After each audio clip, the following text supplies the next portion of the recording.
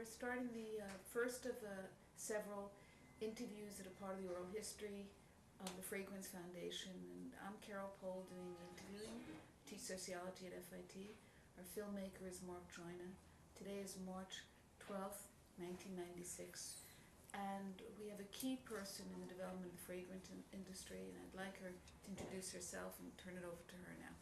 So if you would tell us your name and your Yes, role I'm here. Annette Green, and I'm the president of the Fragrance Foundation and a sister organization called the Olfactory Research Fund.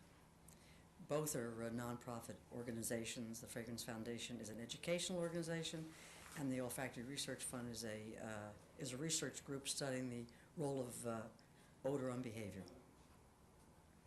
And how do you come to be involved with the Fragrance Foundation? If you could tell us a little about your background in the area. Well, my involvement with the Fragrance Foundation is a long, sometimes torturous route, but it started back in 1960, and the Fragrance Foundation, which had been started actually in 1949, was an organization created by a group of French perfumers who were trying to get American women to wear fragrance. I mean, that seemed to be the key thing. And they just weren't, it's hard to believe today, but they weren't wearing fragrance at all. And the foundation, can we stop just 1 second? Because I don't know where to look.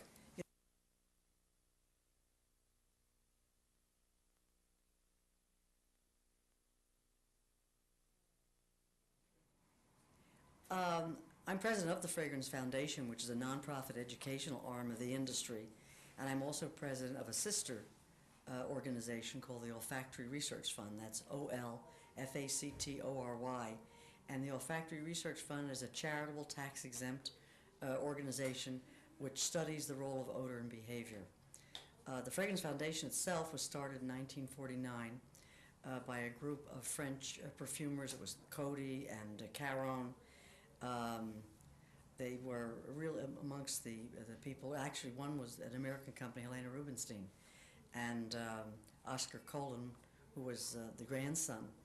Actually, he was a nephew of Helena Rubinstein, was the first president of the Fragrance Foundation. What was his name? Oscar Olin, K-O-L-I-N, and he just recently deceased.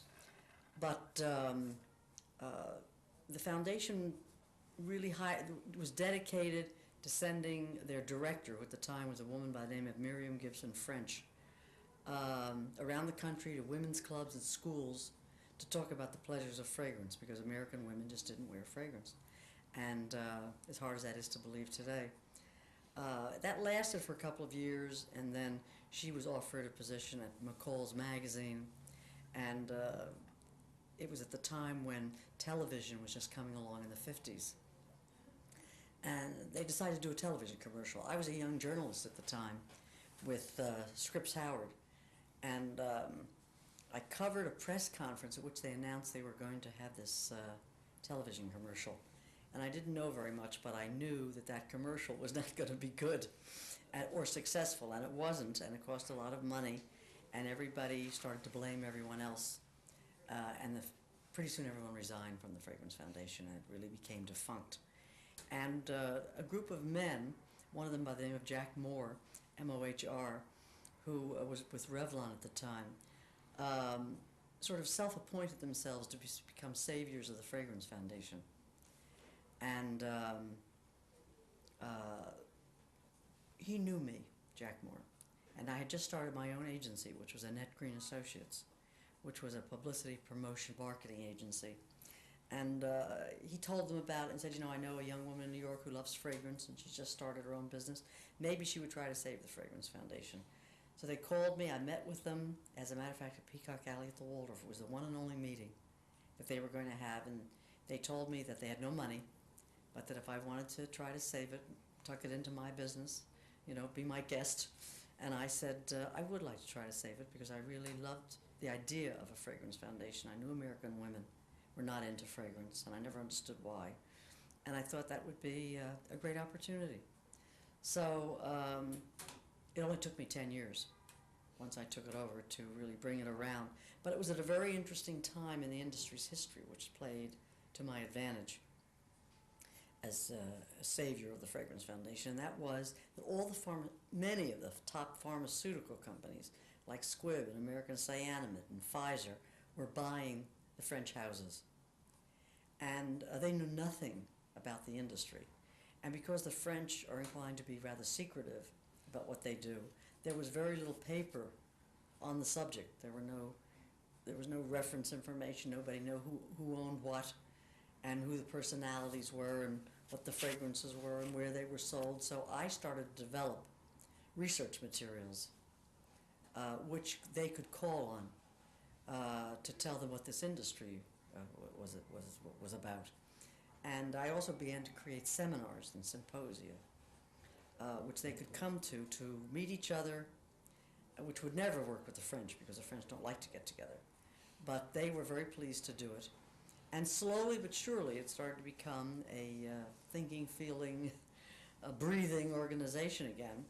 And then I began to look at I was really handling it just over here with my left hand. I realized that to really make it happen, we needed a board of directors. We needed more than just these 4 or 5 men who, were trying to save it. So I did rally the certain members of the industry. One of them was a man by the name of Alvin Lindsay, who was the president at the time of Roer, which is now Givaudan Roer. And that's Givaudan, and Roer is Roure. He's listed on he's one of the men that, but he was president then, and he was very supportive. And there was a man by the name of Mike Blumenfeld, who we also have listed on that list, who was a divisional merchandise manager at Bloomingdale's. And he also was very supportive of what I was trying to do. So there were just 3 or 4 people who said, keep doing it, don't give up.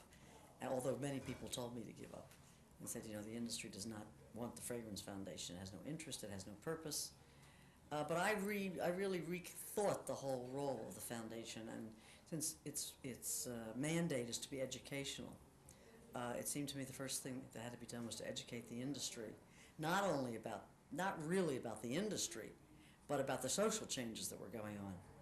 And so that they had no idea. I mean, the industry, like most industries, even today, but they're changing, really look at product more than people. And I realized, particularly with fragrance and cosmetics, which are very ephemeral. It's not like an automobile or a piece of jewelry or a scarf that somebody can see what they're buying and like it or do not like it. Fragrance is more of an idea, particularly in those days. I mean, it was something that women wore on Saturday night. Women didn't work. They got dressed up on Saturday night, put on their little string of pearls, black dress, and put some perfume over here. And they always wore the same scent. They wanted to be known by their fragrance, just as they wanted to be known, let's say, by their hairstyle or whatever it might be. But the crux of the matter was that I saw that American women looked at fragrance as a luxury. And the industry was called the perfume industry. And I felt the first thing I had to do was change the name to the fragrance industry. It was the Fragrance Foundation, after all. So I started to call it the fragrance industry. And in the 60s, I introduced the wardrobe of fragrance concept, which was that women should look at fragrance the way they look at color, or the way they look at what they decide to wear in the morning. And that has to do with mood and occasion and how they feel about themselves and what they want to project.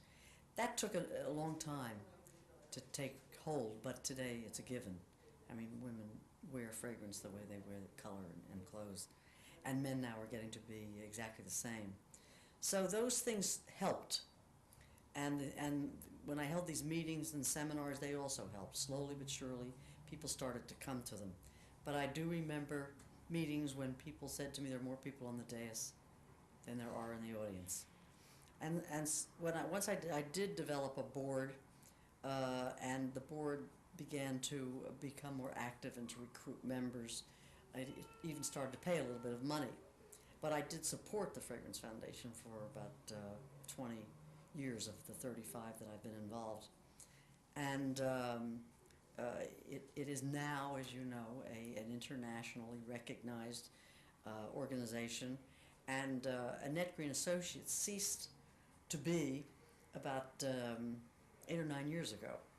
So it was a client of Annette Green Associates all that time.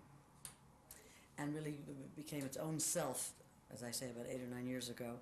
And that's when we moved into these quarters, and actually we'd been in a carriage house before.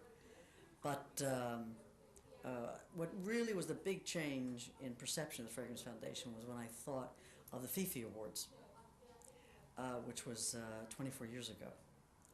And although it started out very slowly, I patterned it completely after the Oscars, you know, with the balloting and the nominating and the judging and the presentation. But it was a tiny little event of about 250 people at the Plaza. Yeah, the Fifi Awards, they're really the Fragrance Foundation Recognition Awards, which each year recognize the best fragrance introductions of the year before, the best packaging, the best advertising. We have Hall of Fame to recognize an outstanding individual in the industry who not only is outstanding in relation to his or her business, but makes a major contribution to the community and to society through various activities. And when we had this first awards, I think we had about 6 awards, and we had it at the Plaza, and we had about 250 people with me pushing and shoving all the way. Today it's at Avery Fisher Hall at Lincoln Center. We have about 1,600 people come from all over the world, and we have about 30 awards that we give, and then we have a big gala in the tent on the grounds of Lincoln Center. And that really was, I mean, slowly but surely that changed the perception of the foundation. At the same time, concurrent with all that, I was publishing a lot of materials for the consumer.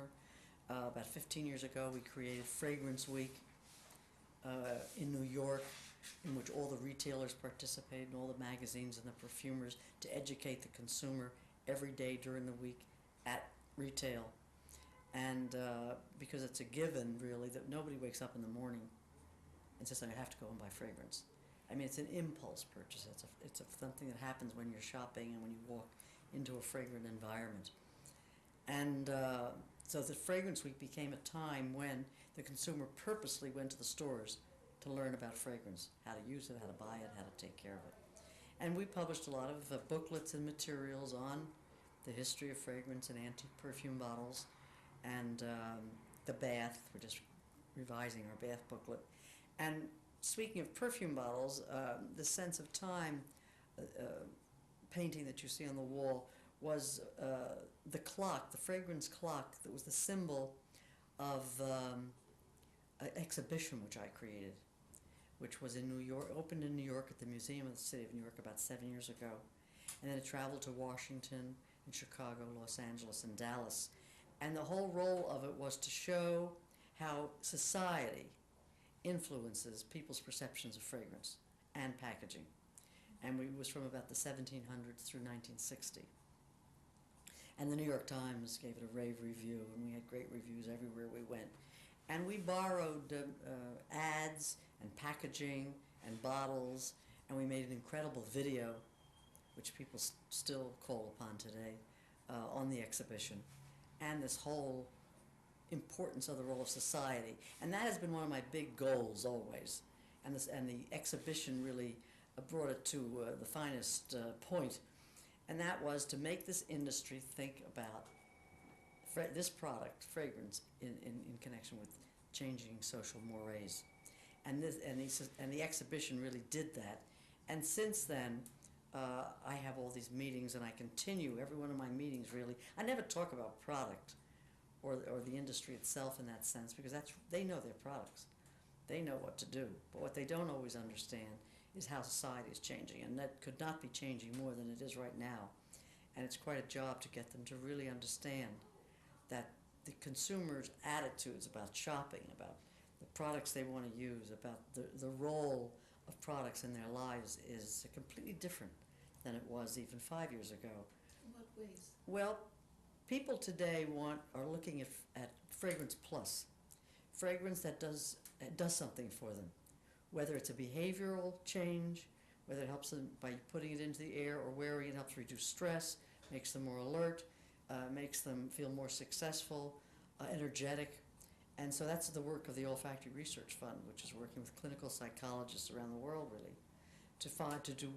to do scientific research to see what does happen. We did a big study at Memorial Sloan Kettering, which is the big cancer hospital here in New York. And people were very stressed out when they had to go take the MRI. And by putting vanilla in the air, they had a 67% reduction in stress. And shortly after that, you see all these vanilla fragrances coming out, which we really have nothing to do with, actually, but they took that piece of information, and they are extremely successful, those vanilla fragrances.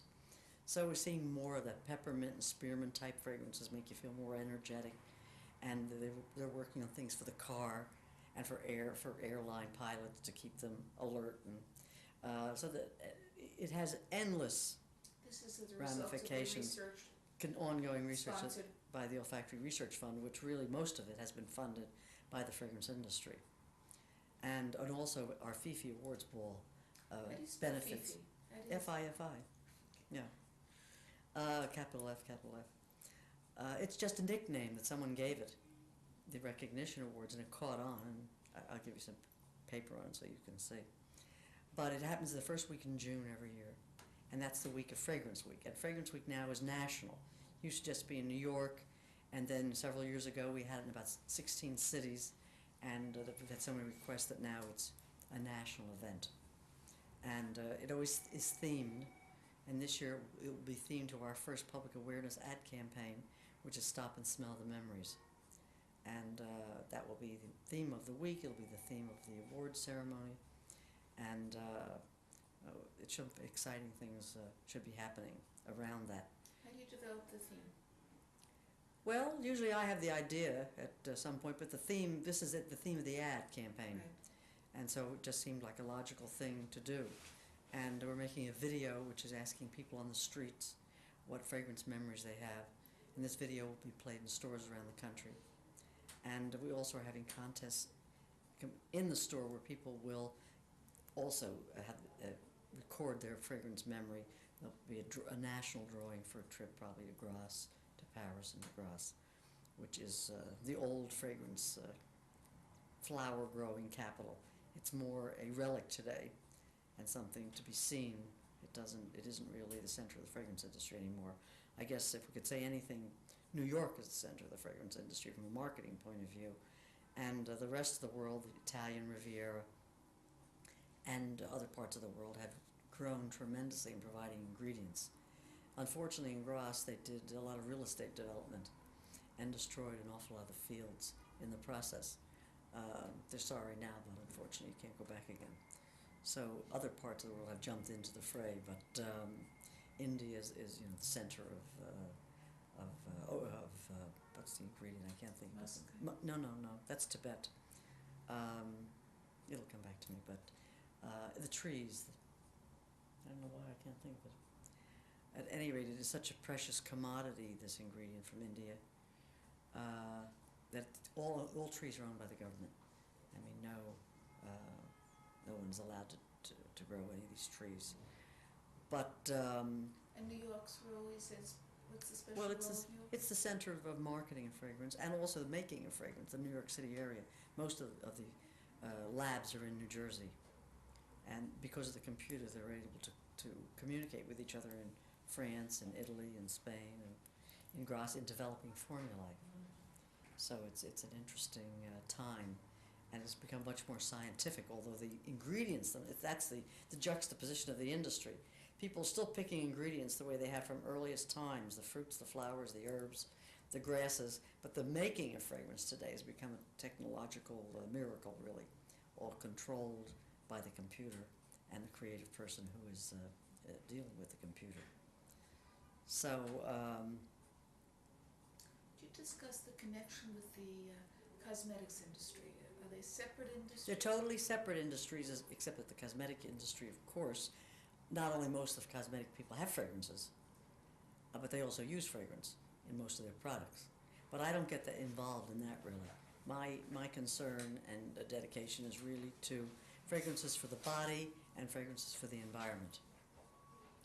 From the beginning, has it been separate, the fragrance, or fragrance? Well, there was, yes, it really basically has, because it was the French perfume companies, like Lanvin and Coty and Chanel, which is still a major company, but Chanel today also has cosmetics and treatment and is way beyond fragrance, but it's still very important. But there are houses that still exist that only have fragrance. There are houses that still exist, not many, that only have treatment or cosmetics. And if you identify the major changes, you've discussed how technology has really affected Absolutely. your influence in bringing to people's attention this, how social mores. Anything else you've seen? Well, I guess there have been some other kinds of technological changes. I guess one of the biggest change was the development of the aerosol by Robert Altman, Mr. Nixon's old friend. I can't spell it, but it's something like ALPA, Alpha-NAK or something. You'd have to check it out. But he invented the aerosol I guess it was in the 60s. And that did make a major change in the industry. I mean, women and men both enjoyed more using the product because it was easier, and Americans have never been too comfortable or understanding about exactly how to use fragrance. So it made it very easy.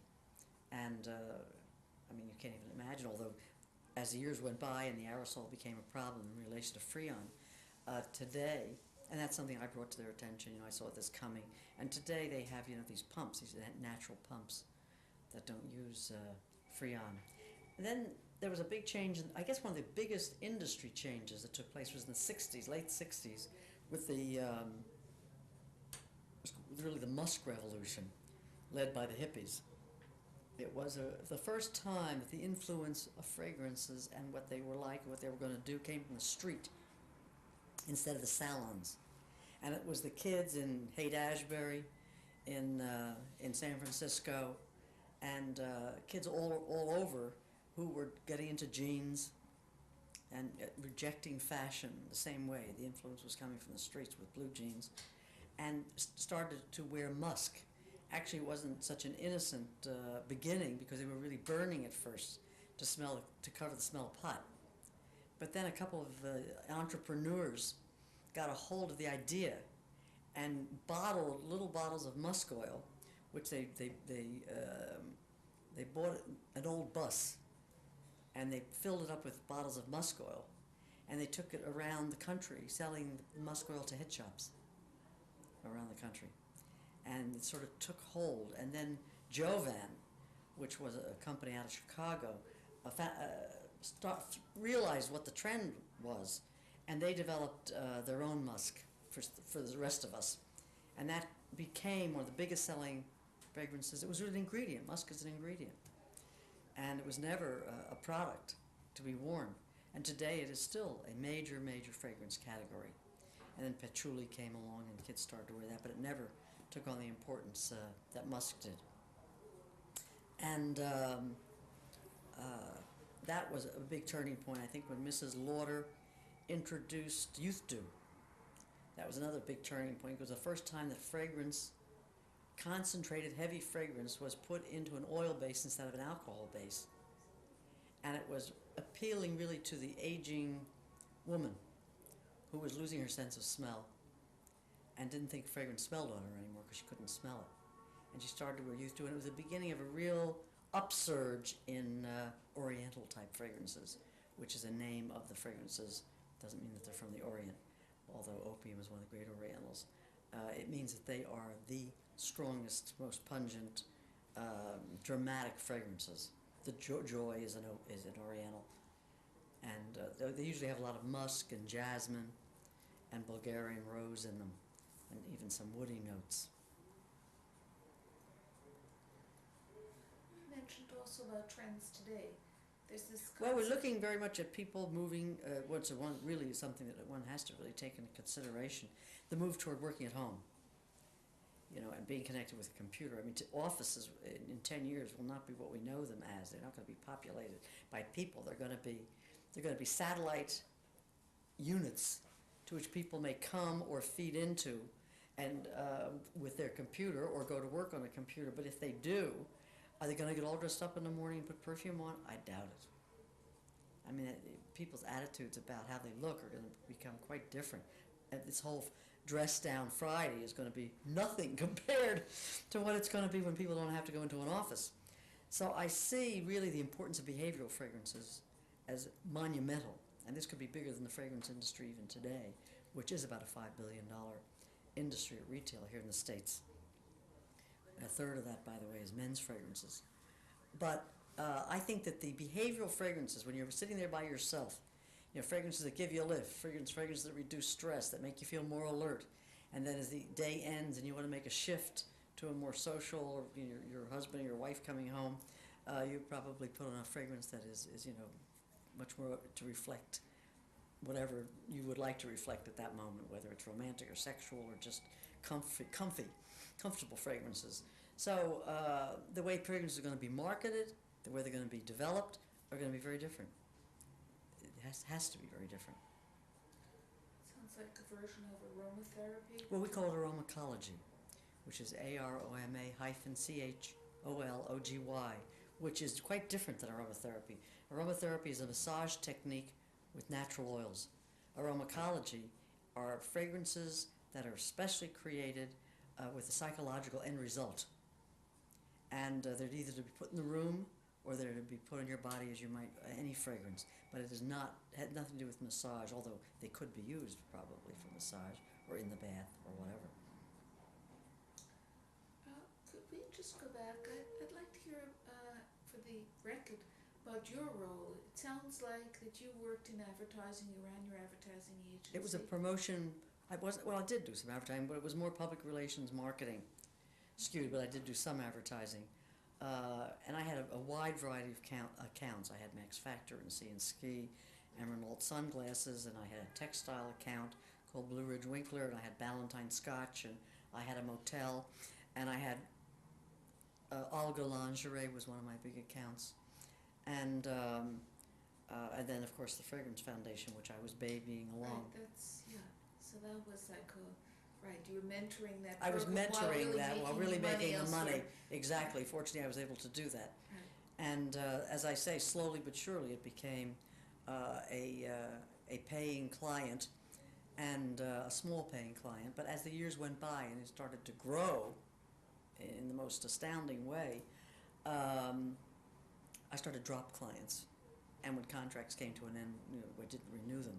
And the last client I had before, which is probably about 10 years ago, was Olga, the lingerie and loungewear people, and which had no connection to the industry, so there was no problem. And they were in California. I was really just their New York voice. But today, of course, I've always felt, and I started to work on that about 8 or 9 years ago, that fragrance, everything's going global. And this industry was not, except for a few companies like Estee Lauder was global and Revlon was global. I guess Mcfadden was global. But outside that, the industry didn't see itself as global at all. And I started to have meetings about that. In fact, I created something, I guess it's 5 years ago, called Summit 2000, which I got together with a professor at Wharton, at the University of Pennsylvania, a wonderful man called Howard Perlmutter. And Howard Perlmutter is the greatest, I think, thinker on the subject of the first global civilization and society in America, maybe the world. And someone introduced me to him, and he and I just have exactly the same vision. So when I told him I would love to hold a sort of a weekend retreat for the industry to really look at this subject, he was thrilled. And we had environmentalists and ecologists, and we had people who were city planners. It had nothing to do with fragrance, really. It was all the social changes that are taking place around the world. We had people from the Middle East looking at what was happening and the shifts of power, and how people would grow and develop, and how it would impact here people in the States. And we had a few people speak from the industry, but more in that regard, in regard of how life was changing, and if it does indeed become global, and men's roles and women's roles in this global society, as well as technology. And then I took all that information and I re-edited it for the industry and presented it at Lincoln Center at Avery Fisher Hall the following year. And we really looked at how all these things were going to impact on the industry and how the industry had to begin to think globally. And I have to tell you, it was not well received. People really thought that I was off skew and that they couldn't, was poorly attended. People didn't understand why I was doing it, that really they were having enough trouble maintaining their markets here. And in a year or two, everybody said, hey, we really should have, what was that? Can you do it again? And I said, no, I really can't do it again. It was a moment in history. But what I do each year is I do a Summit 2000 on a subject. For instance, last year it was Women Around the World. We had a very good meeting. This coming September, we will do a Summit 2000 on changing distribution patterns, on how fragrance is being introduced globally, what it means with people of different cultures, different languages, different attitudes about odor in their lives, and how industry, which is now introducing product globally, they've gone the other way completely, and they're totally involved in global marketing. Most of them, even small companies, are making alliances with big companies in Europe or the Far East or wherever it might be. How this is all being absorbed and how effective it will be. It's already happening. And really, again, that plays back to the computer and talent that has to be available. I'm really concerned about the management in place today, because I don't think that they're able to really understand and deal with these major technological changes. Most people my age are not into the technologies. Young people, it's second nature to them. And I think that, and languages become absolutely critical. People are going to be hired who have 2 or 3 languages. People are going to be hired who really understand the internet and the World Wide Web and things that we don't even know about today. See, they're making the shifts from technology to technology every day. And people my age are just trying to get into the first step. And most of the managers and heads of companies today are where I am. They're afraid of the technology. They're trying to get into it. But it's moving so fast that whatever I'm going to learn is not going to have anything to do with really making a successful global company. So, and really reach a global consumer. Because, you look at China with these millions of people who love fragrance, and how is that going to, impact on the market?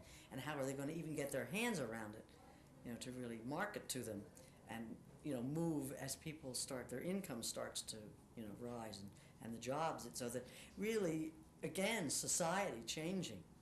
And almost, I always felt people should really have a person on staff who is a societal expert, who keeps the marketing people, but they don't understand that. And so what they do come to the symposium. They occasionally hire consultants who are futurists. I consider myself a futurist. I dedicate an awful lot of my time I'm a part of the Future Society.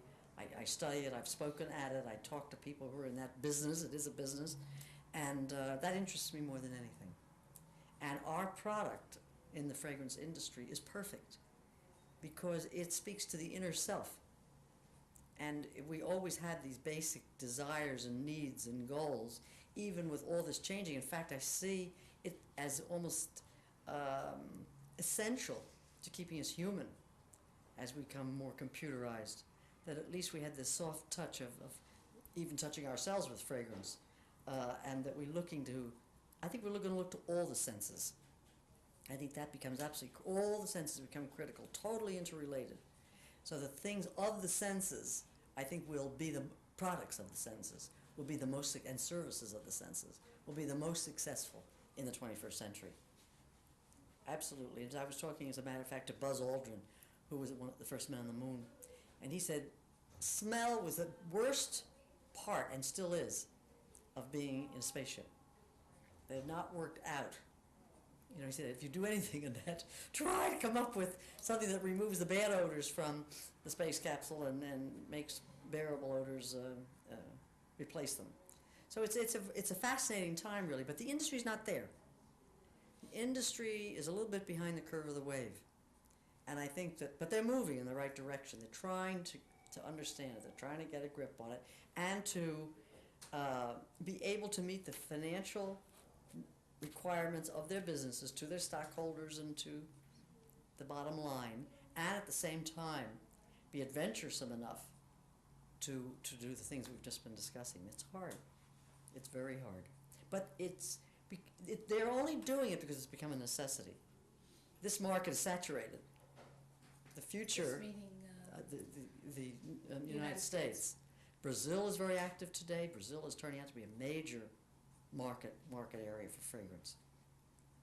And the Middle European countries, companies are setting up divisions there and making liaisons that are really important, because that's what it's takes. You can't really go in yourself. You know, you have European, you mean like well, Eastern Europe? Czechoslovakia and all Right. of those countries. Russia is becoming a big fragrance and cosmetic market, and they all are.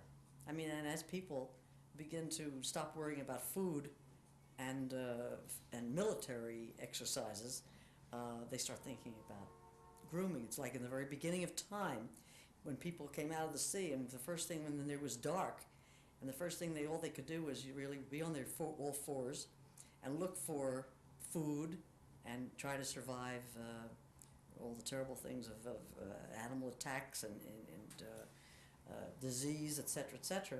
Once they discovered fire, and they were able to learn how to kill animals and to eat properly and to nourish themselves, they started looking for flowers. And they started to decorate themselves with flowers and begin to look at themselves. So we have always been a part, we meaning this industry, of people's persona, of how they feel about themselves. That's why no matter how bad the economy gets, usually people will spring for a lipstick, or they'll shave, or maybe use an aftershave, or get their hair cut, or put on some fragrance, whatever it might be, because at least you feel, well, you know, this is all I've got, and I'm going to keep myself together with these kind of products. You can wear the clothes you've had, you know, and you can do a lot of things. But it was interesting when I was in Beijing. It was just before the Tiananmen Square tragedy. But I was talking to a number of people. We did a mini survey that if a woman, because I was so impressed with the young women on the streets who were all going to work on their bicycles. They had lovely black skirts on. They wore clean, well-pressed white shirt, had great makeup on, great haircuts. They looked really great. I was surprised. And I said, well, if a girl only had money for lipstick or perfume, which would she buy? And much to my surprise, to a person, everyone said perfume. And I said, really, why? I don't understand that. They said, because during the Mao Revolution of the Red Guard period, the women were not allowed to wear makeup. They were not allowed to cut their hair. They had to wear those dull Mao suits. There was gray suits. And the only thing they could wear, because it couldn't be seen, was perfume. It gave them a lift, and it made them feel like women. And they have a real connection and feeling about fragrance. Unlike the Japanese, who don't wear very much fragrance. They use fragrance a lot in the environment.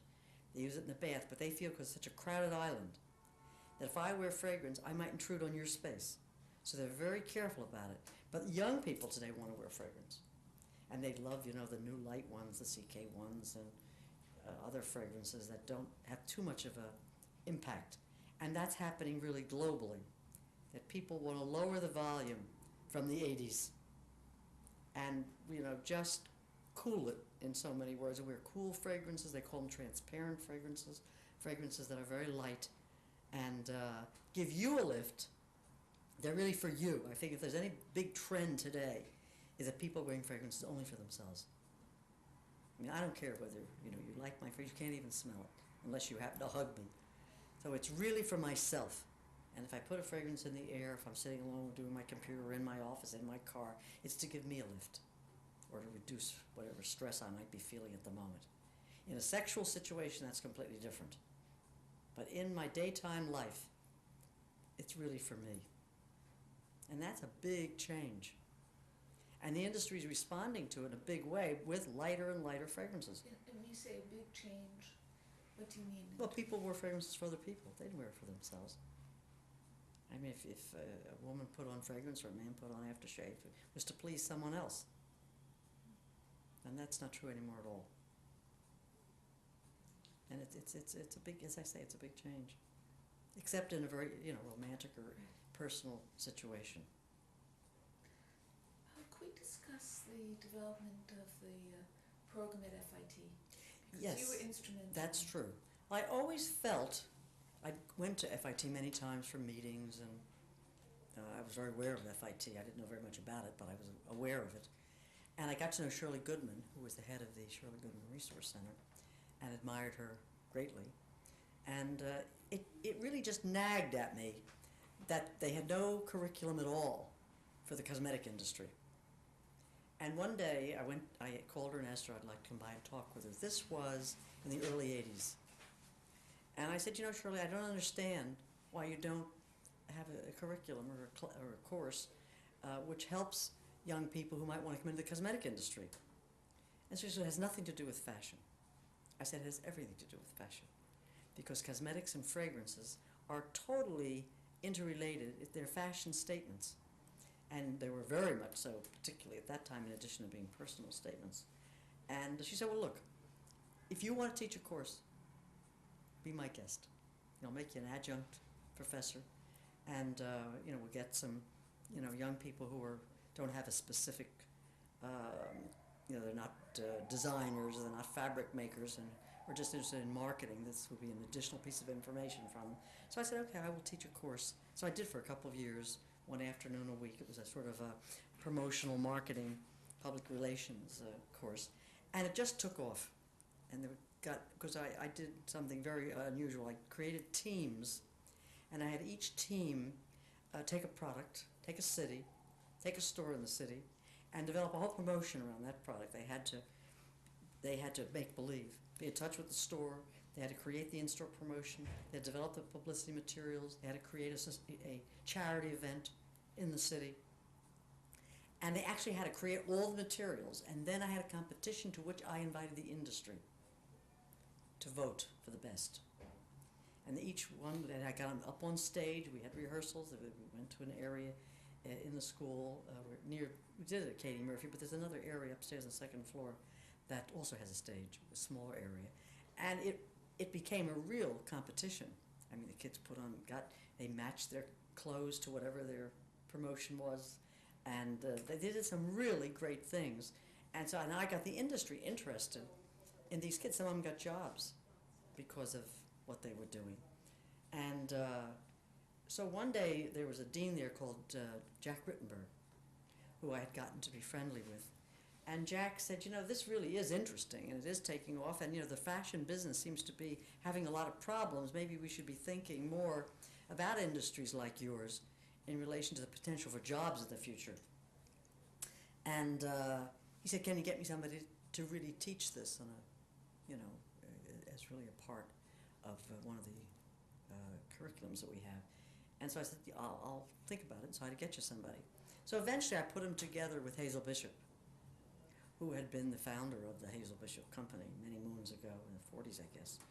And was an older woman, but had gone into the investment business and had become a financial analyst for our industry. And although she was wonderful, she basically was a chemist.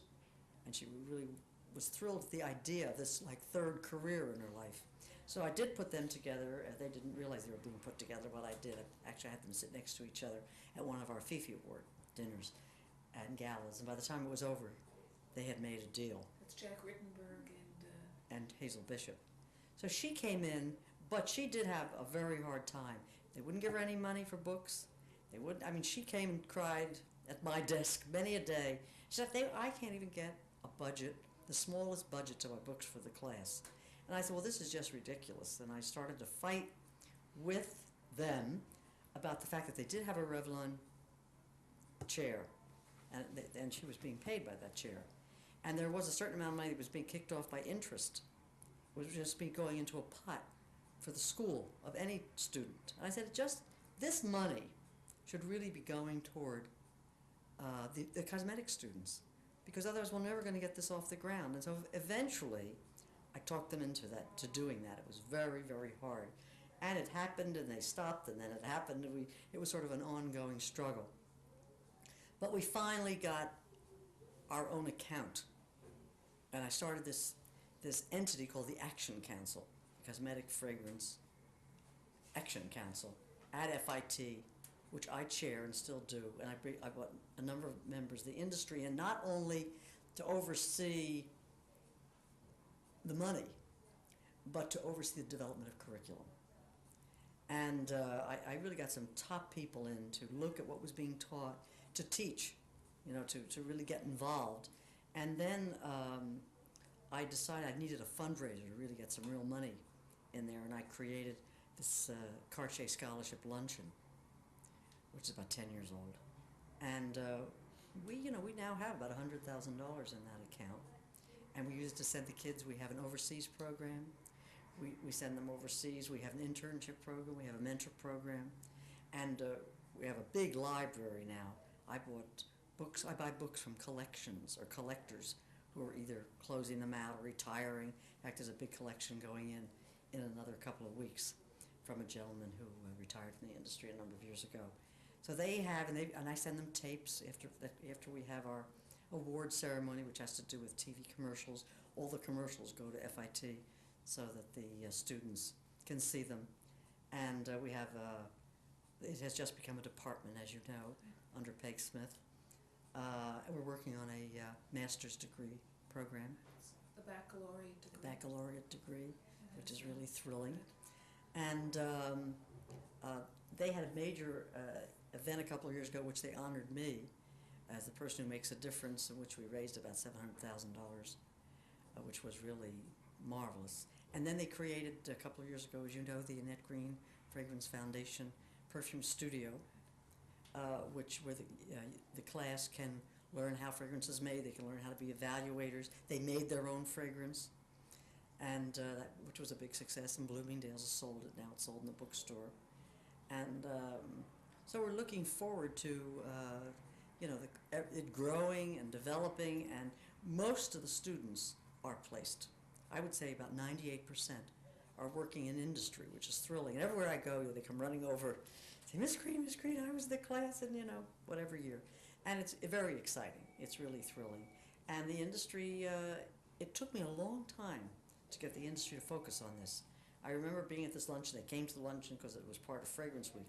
But when I would start to describe it, I could see out in the audience this glassy-eyed look, with people not really that interested. But they are really into it now because they've gotten wonderful young people. And this is the future. All of these young people had to be trained to come along, and none of us in the industry, I would say from people who are 30 years old on upward, ever got into the industry purposefully or were educated to be in it. We all get into it by accident. And how wonderful it is now today to have young people who are absolutely being trained to make a real contribution to the industry. I mean, they're being trained, they're focused, this is where they want to go. And the industry today is a big business. So it makes all the sense in the world. And a lot of them will be here. How much is, when you talk numbers in terms of the industry, I think you mentioned a figure. It's a $5 billion industry at retail, 1/3 of which is men's fragrances. That's only fragrance in this country.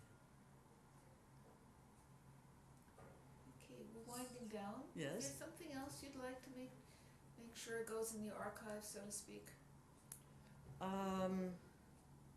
I guess only that my latest effort, which I know that the people at the museum at FIT would like to be considered for, is that we're writing a book on the history of jewelry, which has held fragrance. And a French publisher has taken it, and it's rings, bracelets, necklaces, and not only historically from a jewelry point of view, but also how it's been done commercially through the years by Yves Saint Laurent, by Lauder, and many companies. This is a little one, as a matter of fact. Where did I have that? I was here yesterday. Well, anyway, this is a little Moon, Sun, and Stars by Lagerfeld. It's actually a necklace of the bottle, which probably will be in the book. But so we're looking forward not only to having an exhibition and having the book, but really to create a new category for wearing fragrance. Because a lot of people can't or don't want to wear fragrance on their skin for whatever reason, or want to carry it to have it ready when they want to use it. And I think that we will see, jewelry used in a completely new way in the fragrance industry. It'll be a really important way beyond the flacons that grace dressing tables, because we had this sort of new age person who's wearing crystals close to their skin, fragrance inside the crystals, the warmth of the skin, the fact that it has almost an aura that has to do with protecting you, an amulet. And I do see that as another direction that the industry will be going in. So there are lots of new things happening, although if you'd ask the industry, I would say 10 years ago, 5 years ago, they'd say this is a mature industry with not many places to go. I don't see it that way at all. I think there are many, many places to go. It's just that they are only beginning to see these places themselves. And of course, new young people coming in are going to see it even more so.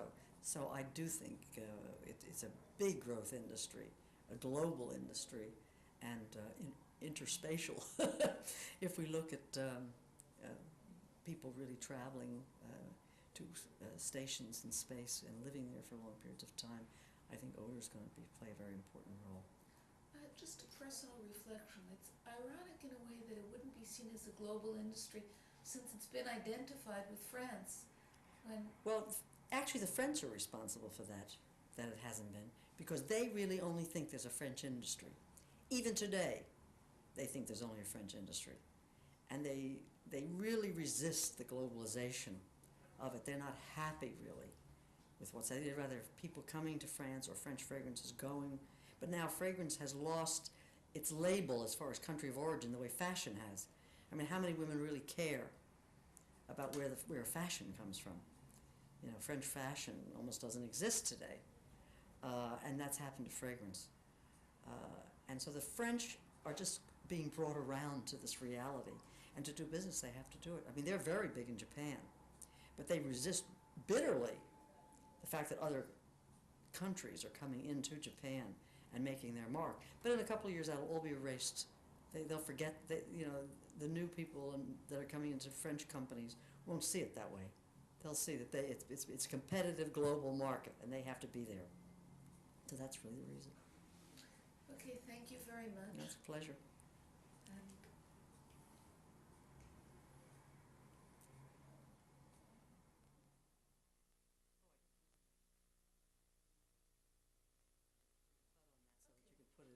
How do you spell that? Sandal, S-A-N-D-L-E, wood. Sandalwood. Yeah. One of the countries that really contributes to the fragrance industry with ingredients is India, and probably the most precious ingredient comes from the sandalwood trees. Sandalwood is a major ingredient in most men's fragrances, and it's so precious, really, that the government owns all the sandalwood trees, and it is a great export product for them, so that I consider us one of the most international businesses in the world. In fact, when I was young, one of the first things I did was go over to the United Nations and ask if I could hold a symposium there for the industry so they could see that there's not a part of the world that doesn't contribute to fragrance. And that is the other part to me that's so fascinating, whether it's Ethiopia or Bulgaria or China. I mean, and that's the other thing about China opening up. We're getting fabulous new ingredients, old new ingredients that never were available before. So we will be smelling fragrances that are completely different in the years ahead. Just remember that. Okay.